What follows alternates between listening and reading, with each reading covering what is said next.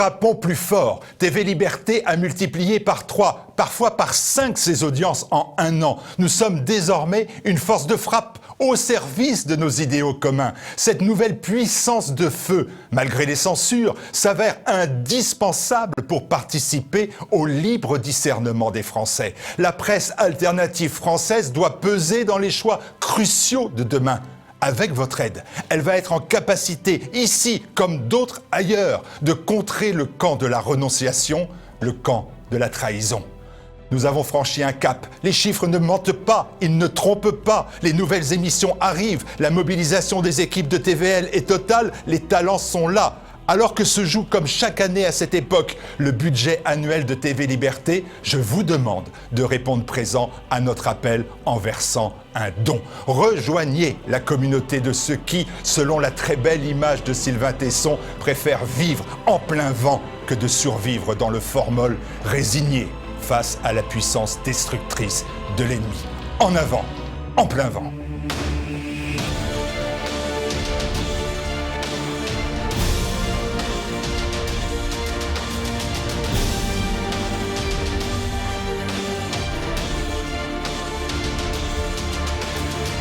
Frappons plus fort.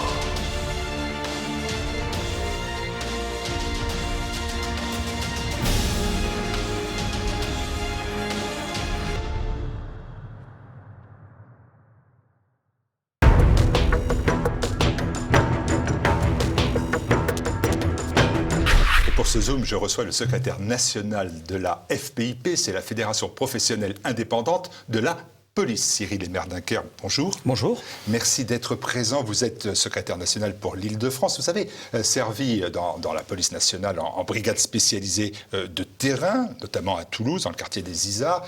Vous avez été en police judiciaire et à ce titre, vous avez effectué des missions très variées, puisque j'ai noté la lutte contre les trafics de drogue, mais aussi le renseignement avec la lutte contre l'islamisme radical ou simplement le maintien de l'ordre. Depuis quelques jours, vous le savez, l'exécutif est embourbé dans l'affaire de l'article 24 de la loi de sécurité globale. Il s'agissait au tout début, si j'ai bien compris, de contrôler la diffusion d'images des forces de l'ordre. Décrier cet article visait, semble-t-il encore, à mieux protéger les forces de police. Est-ce que vous y étiez favorable? Est-ce que vous êtes favorable à cet article tant qu'il n'est pas remanié? Alors, en ce qui me concerne, effectivement, je suis très favorable à cet article qui, certes, n'est que peu de choses, mais est un début en ce qui concerne la prise en compte de la défense de la vie privée des policiers.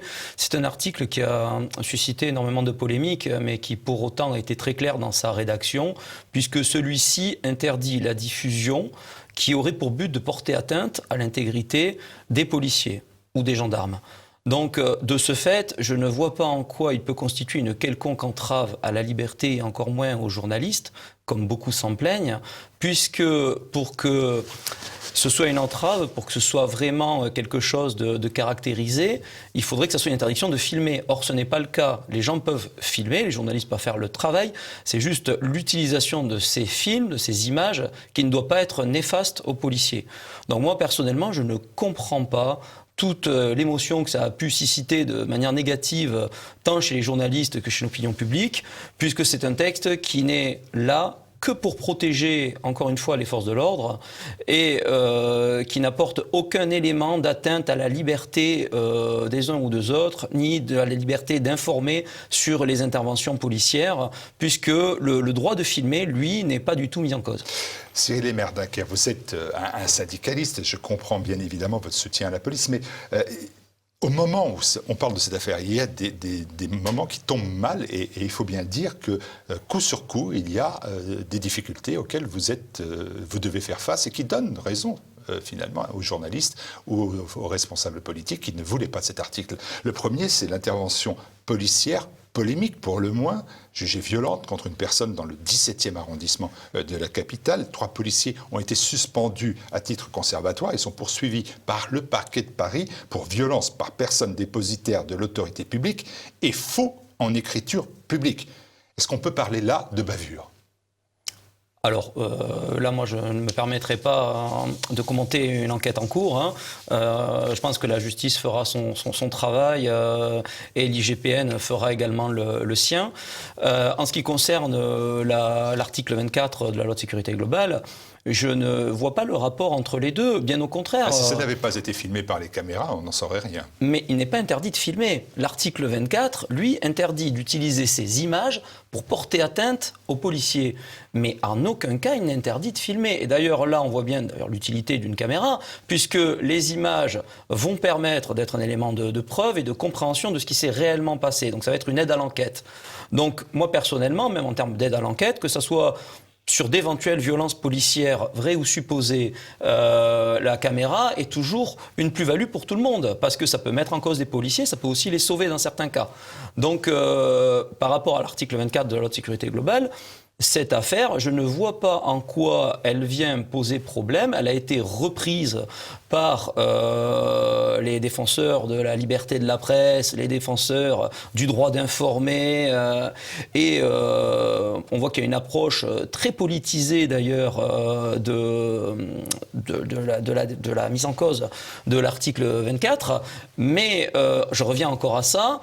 Les images ne sont pas interdites par cet article. Le film, la prise d'image n'est pas interdite, bien au contraire. Juste, elle ne doit pas être utilisée pour identifier des policiers, comme ça avait été fait du temps des sites Copwatch, où en fait, ils prenaient les images de policiers dans le but de les identifier et ensuite de pouvoir commettre des agressions envers eux. Voilà, c'est la seule chose pour laquelle cet article a été fait, c'est pour protéger les forces de l'ordre par rapport à ça. Voilà. Envers eux ou envers leur famille. Voilà, envers eux, leur famille, toute personne autour d'eux. Alors, il y a une autre affaire qui a fait aussi grand bruit cette semaine, c'est l'évacuation de clandestins, place de la République, toujours à Paris. On évoque là encore, non pas des violences de policiers, mais des violences policières, en globalisant. Dérive liberticide dangereuse pour Yannick Jadot, sauvagerie exceptionnelle pour Jean-Luc Mélenchon, dérive autoritaire et policière pour Éric Coquerel. Est-ce que la police, là aussi, a commis une faute ? Alors dans ce cadre-là, il n'y a, à mon sens, à l'instant T, aucune faute, moi, qui me semble avoir été commise. Nous étions face à un événement qui a été organisé de toutes pièces par les associations et certains représentants politiques d'extrême gauche afin de pouvoir faire un effet émotion. Ils savaient très bien qu'en installant des tentes à cet endroit-là et en faisant une manifestation de manière illégale, il y aurait une réponse automatique de la préfecture, ce qui n'a pas manqué, ce qui était tout à fait légitime. Une intervention qui se fait sur une manifestation non autorisée ou sur un regroupement non autorisé, elle est faite dans les règles de l'art, ça a été le cas, c'est-à-dire qu'il y a des ordres de dispersion qui sont donnés, il y a des sommations. Maintenant, si quelqu'un est illégalement quelque part, qu'il s'y maintient après des sommations, on lui a demandé de quitter les lieux, ben, les policiers font leur travail, ils procèdent au dégagement. Et si les personnes qui sont en place refusent de sortir encore une fois, qu'elles font une obstruction à une action policière, ben forcément, elles s'exposent à l'usage de moyens d'emploi de la force intermédiaires que vont être les gaz lacrymogènes et ou les matraques. C'est tout à fait, entre guillemets, normal. On a eu une séquence qui a suscité beaucoup d'émotions, où on voit un journaliste au sol et un policier qui met des coups de matraque. J'aimerais nuancer énormément ça. Si le journaliste qui était sur une manifestation donc non autorisée, pour la couvrir, faire son travail, je l'entends, ne s'était pas mis devant lors de l'évacuation, il y a peu de chances qu'il se retrouve dans cette situation. S'il s'était mis contre le mur avec sa carte de presse bien en vue et qu'il avait laissé passer les policiers, il y a fort à penser qu'il ne se serait pas retrouvé dans cette situation. Si maintenant il se met face à eux en disant « je suis journaliste, je fais mon travail » et que le policier qui est dans le feu de l'action, lui, n'a qu'un seul objectif, il est dans son effet tunnel de toute façon, il doit dégager la zone qui lui a été donnée à dégager, bon, ben, forcément, il peut arriver qu'il se retrouve dans une situation un peu plus embarrassante. Mais ce même journaliste, si au lieu de se mettre sur le dos, comme on le voit sur la vidéo, et d'exposer ses jambes en premier, comme s'il allait pouvoir mettre des coups, s'il s'était mis à plat ventre et bien sur la tête, il ne lui serait strictement rien arrivé. Donc là encore, on se retrouve sur une vidéo qui donne une vérité à un instant T, sortie du contexte, et qui, si on ne prend pas en compte le principe du maintien de l'ordre tout court, et le principe d'ailleurs d'occupation de l'espace public, on peut ne pas comprendre et croire qu'on est sur de la violence gratuite, comme ça peut être rapporté. C'est faux. Là, on était sur une manifestation illégale, donc une occupation illégale de l'espace public. C'était une occupation qui se faisait avec une volonté revendicative politique. Bien évidemment, la préfecture a réagi comme elle devait réagir. Les forces de l'ordre ont fait leur travail comme elles devaient le faire. Et la prise d'image a été faite de façon à orienter la vue, l'émotion du public pour pouvoir passer un autre message qui serait celui de forces de l'ordre agressives, mauvaises, et j'en passe. Pour vous, c'est un traquenard fait à la police ou fait l'exécutif à travers la police ? Je pense, pour moi, oui, que c'est un piège orchestré de toutes pièces, tant par les associations que par certains élus d'extrême gauche, qui voulaient marquer un peu le coup avec la loi de sécurité globale qui les dérangeait, et notamment ce fameux article 24. Et ça a été très simple d'occasionner une réaction policière, puisqu'ils savaient qu'en faisant une manifestation illégale, ils auraient forcément une réaction policière immédiate, avec les éléments de terrain disponibles, et donc non pas forcément des compagnies républicaines de sécurité qui sont des spécialistes du maintien de l'ordre, puisqu'il faut une réponse immédiate, donc le préfet fait avec les éléments policiers dont il dispose, et il savait très bien, on le sait d'expérience, chaque fois qu'il y a une manifestation illégale, à chaque fois qu'on doit dégager une place, ça tourne toujours mal. C'est l'attitude du gouvernement qui met la police au premier rang des accusés ? Quelque part, la police, elle ne fait qu'exécuter les ordres qui lui sont donnés. Donc la police, elle est la garante des libertés, sous couvert de l'action que lui donne le gouvernement pour ce faire. Si le gouvernement demande à la police d'avoir telle ou telle action, la police, elle exécute. C'est important ce que vous me dites, parce que je vous citais à l'instant le député communiste Coquerel et sa dénonciation de la dérive autoritaire et policière de l'État. Et ce propos, est-ce que ça n'explique pas un peu cette attitude qu'on dit schizophrénique des Français ? Une police applaudie après chaque attentat par son comportement, même quelquefois héroïque de la part de certains policiers, puis huée après des manifestations comme celle que l'on a connues des Gilets jaunes. Est-ce que la police, elle n'est pas faite seulement pour protéger les citoyens ? Dans ce cas-là, elle est applaudie et faire en sorte de ne pas être l'outil d'un pouvoir qui est de plus en plus autoritaire, parce que là, elle est huée. La police, son but, elle est de protéger tous les citoyens. Elle est aux ordres du pouvoir. Pourquoi ? Parce que le pouvoir, il est mis en place démocratiquement. Tant que le pouvoir est mis en place démocratiquement, l'action de la police pour protéger le pouvoir ou exécuter les décisions du pouvoir sont forcément légitimes. Le jour où nous aurons un pouvoir qui n'est pas démocratique, là, à ce moment-là, on pourra dire qu'il y a des dérives policières. Maintenant, vous savez qu'il y a la force injuste de la loi, ça existe. Bien sûr, mais je voudrais revenir à François Mitterrand. Sur le côté démocratique. Dans la crise des Gilets jaunes, on a vu quelque chose qui était un soulèvement populaire d'une grande partie de la France qui ne se reconnaissait plus dans ce qui était fait par le gouvernement, par l'exécutif. Il faut quand même rappeler les taux d'abstention énormes qu'il y a eu et se poser les bonnes questions. Est-ce qu'un président de la République, est-ce qu'un gouvernement qui a été élu avec au final peut-être le quart des voix des Français, est-il vraiment légitime ? Ça, c'est une première question à se poser. Est-ce que nous n'avons pas une crise de notre système démocratique par rapport à cette abstention ? Est-ce que l'offre politique correspond réellement à la diversité des points de vue des Français ?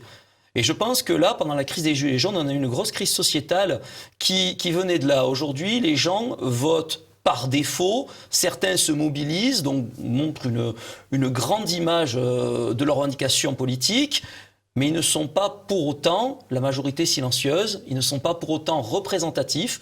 Et dès lors où on met un exécutif, un gouvernement, un président qui n'est pas représentatif de l'ensemble des Français, ou du moins d'une bonne moitié réelle, on s'expose à ce type de mouvement. Et là, on pourra venir discuter éventuellement l'action de la police.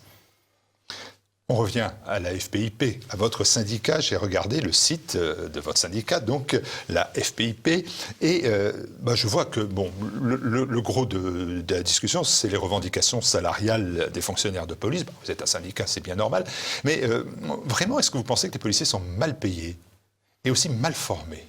Alors, mal payés, mal formés. Deux questions. Je rajouterais même une troisième chose, je dirais mal payés, mal formés et mal encadrés. parce qu'on a aussi une grosse crise du management dans notre système policier, qui mérite d'être notée. Après les diverses réformes, et notamment l'accès au statut d'OPJ pour le corps d'encadrement et d'application, c'est-à-dire pour les gradés et gardiens de la paix, on a eu un gros remaniement des missions qui étaient proposées à chacun d'eux. Et au travers de ça, on a aussi un remaniement qui s'est fait par la mise en adéquation des grades et des qualifications. Je vais prendre un exemple tout bête, le statut d'OPJ.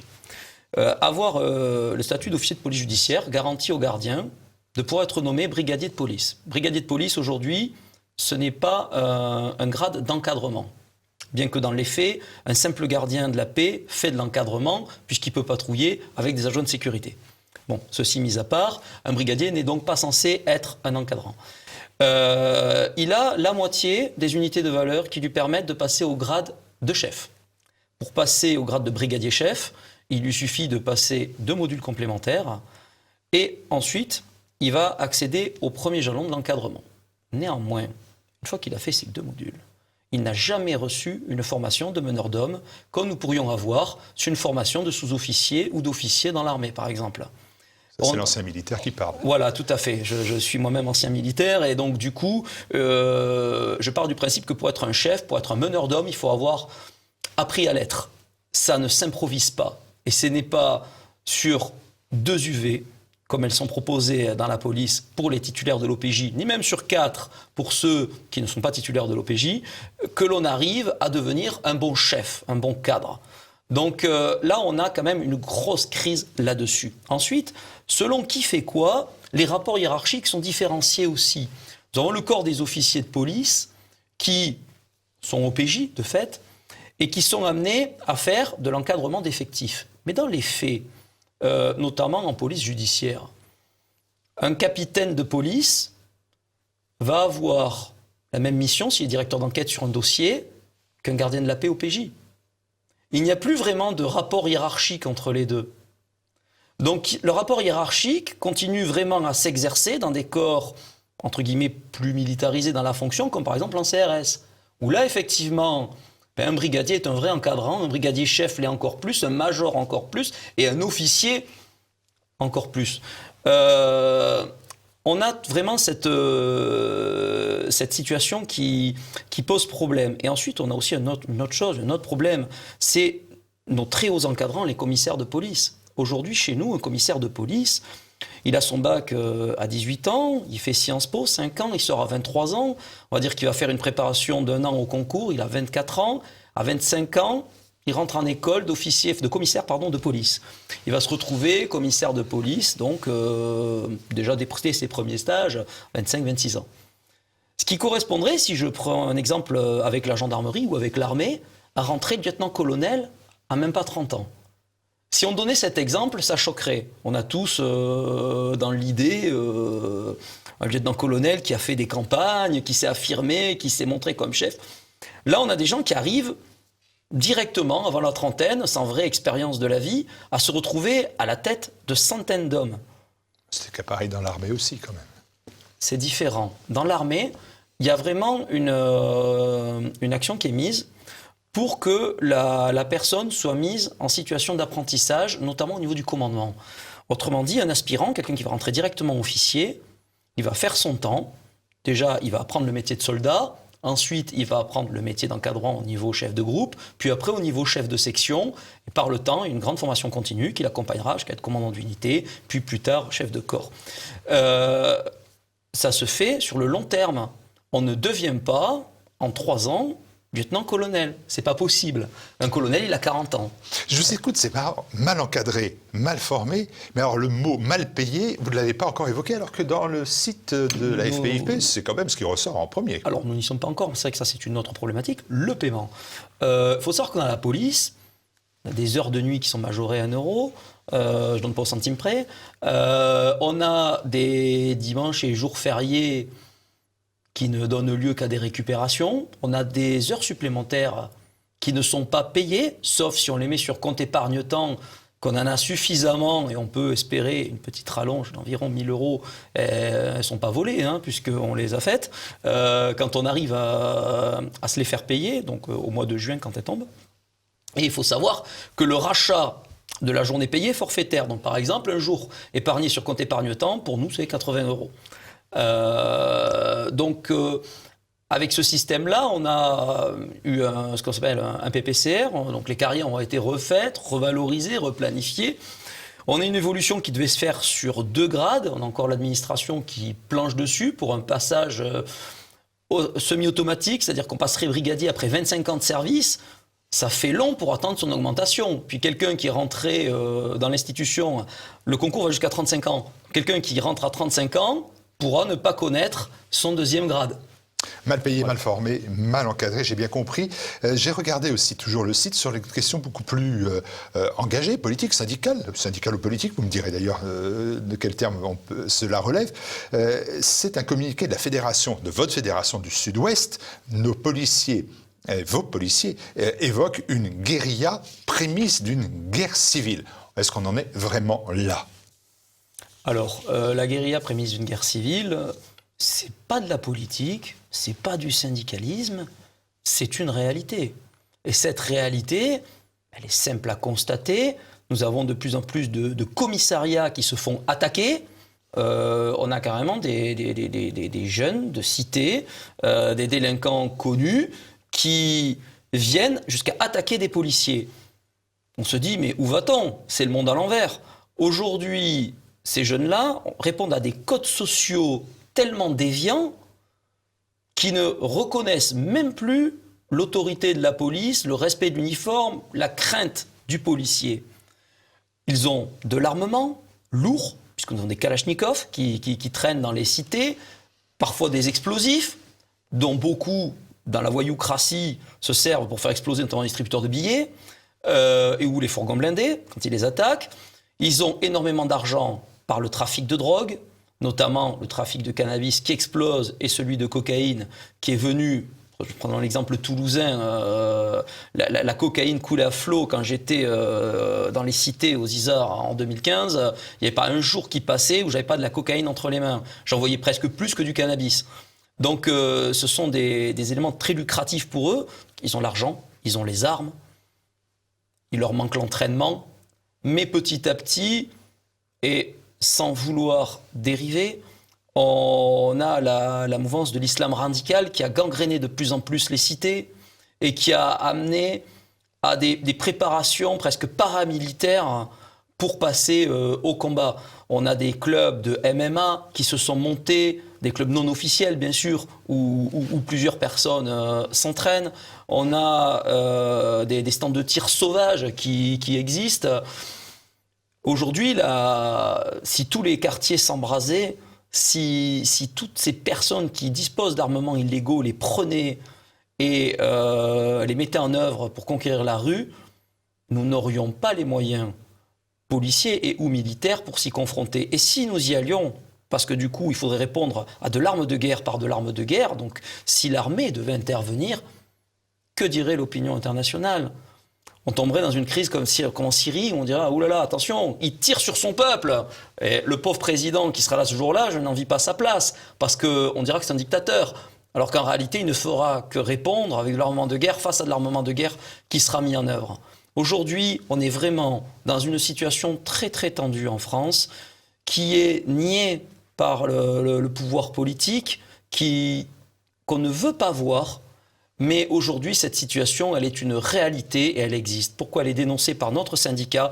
Parce que notre syndicat, ce n'est pas un syndicat de syndicalistes très politisés qui sont dans leur bureau et qui ne font plus que du dialogue social. Notre syndicat, ce sont surtout des gens issus du terrain, qui vivent le terrain, qui connaissent cette réalité, qui sont confrontés tous les jours. Et là, ces gens-là ramènent des informations pragmatiques, réelles, vérifiées par eux-mêmes. Il suffit de regarder les différentes saisies qu'on a sur les trafics de drogue pour mesurer l'ampleur de l'armement qui est détenu illégalement en France. Votre syndicat, ça va être ma dernière question presque, se revendique comme un syndicat patriote. C'est le terme qui est utilisé. Est-ce que déjà ça représente du poids dans la police française d'être patriote. Et secondo, est-ce que c'est pas finalement un peu politique et cet engagement politique est un petit peu surprenant quand on est un fonctionnaire de police? Notre syndicat est apolitique. D'ailleurs, c'est même un des seuls syndicats à être réellement apolitique, puisque les autres syndicats sont confédérés et les confédérations ont toutes des orientations politiques.